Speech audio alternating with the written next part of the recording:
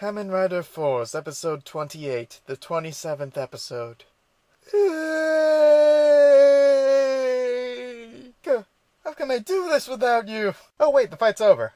Clawful just turned back to his normal size cause he has trouble staying regular. Well, Ice Cream Head Lady takes Clawful away, so all is temporarily well, except for Clawful sorta stealing Donna Troy's soul ring before going off. I guess even fish have souls. Verily, the prospect blows my mind. Later, in typical soul-stealing bully fashion, Clawful calls out Troy to meet him at the gym later in the episode. Then, to cement his success, he acts like a cocky bastard in front of Orko. And on that exciting note, a title sequence, followed by Fjörsengard finally asking Donna Troy why he's a little bit of a douchebag sometimes. The response is something akin to, "Dude, I just got my fucking soul stolen. This really isn't the time." Fjörsengard is already sick of hearing his voice though, so he's like, "Hey, let's go get your soul back." Yeah, he alternates between the Fonz and a creepy-ass stalker. But wait, there's complications. You see, Donna Troy's comatose dying friend is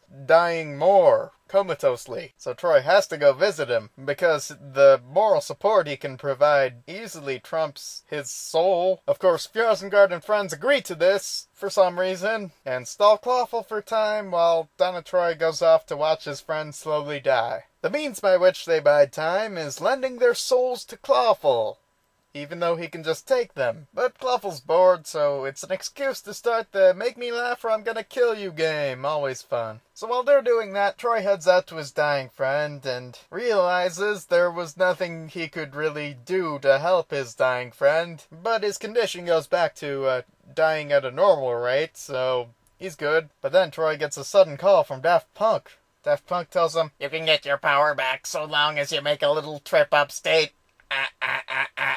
But going out of his way like that would mean abandoning Team Fjörsengard, leaving them to croak by crustacean. So Donna Troy asks if he can pick it up later. "Hey, can I just do it later?" "No, you idiot, it's a moral dilemma, that was the point." "Well, going to the school would only be like an hour out of my way. I'll just drop by there first." "Wait, you're supposed to weigh your moral option." "Can't hear you, bye." So Troy heads back to the school and arrives just in time to save Team Fjörsengard, who had by this point mostly been driven into a coma for being unfunny. Donna Troy's like, "Hey, I'm here now, so you're honor bound to give their souls back, right?" But Clawful answers, "Yoo, not so much. See, I would, but they wanted to do some JoJo's Bizarre Adventure soul gambling shit. So unless you can make me laugh, which I laugh at the prospect of, oh shit, that counts for some reason in crab law." So bound by crab law, Clawful gives everyone with a name their soul back, and doesn't just take their souls again, because that would be mean. Well, we're at the climax proper now. Fjörsengard versus Clawful one more time. Where the hell are you, Snake Eater? No,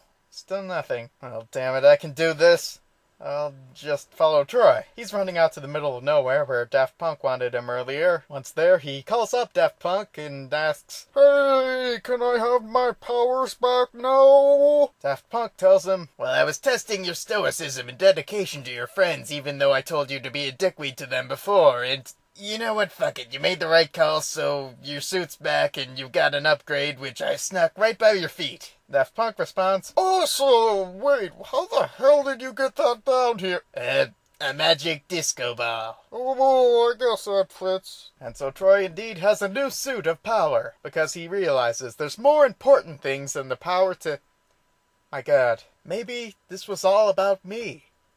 Of course it was, but maybe I've come to rely too much on the Snake Eater voice. Indeed, it's just a part of me, and with or without it, I'm perfectly capable of taking on something silly like a crab battle. What the hell were you talking about? I was just busy.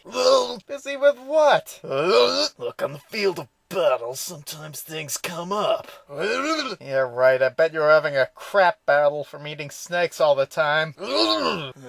You seem obsessed with that subject tonight. Projecting much? Well, you're me, so... So you're crapping on yourself. Is that a bigger problem than me having a spat with myself? Look, do you want me to narrate this crab battle or not?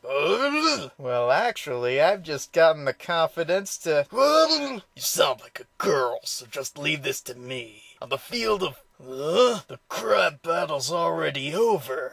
And Clawful was actually beaten? I bet he was caught off guard by that Nancy boy Fjarsengard. What's that?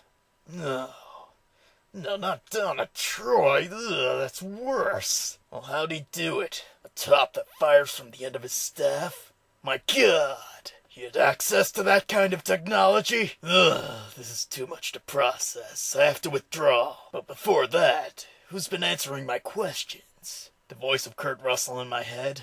A part of me already knew that. Hey, I don't know what's real anymore. Clawful slinks away once again, but Orko's had enough of his shit, so he sends him to the Phantom Zone. So that's at least a 10-episode reprieve of crab battles, I hope. And back on the moon, Fjarsengard and friends are celebrating. That's until Donna Troy talks and everyone but him freezes once again. It looks like the comedian has been kimchi diced. I'm glad time froze around me. And that's the end. The end of the arc, and for now, the end of Clawful. My thoughts? Next time, it's Force, of course. Unless Force gets coarse, then he could get taken off. I should be so lucky. Until then, good night and good.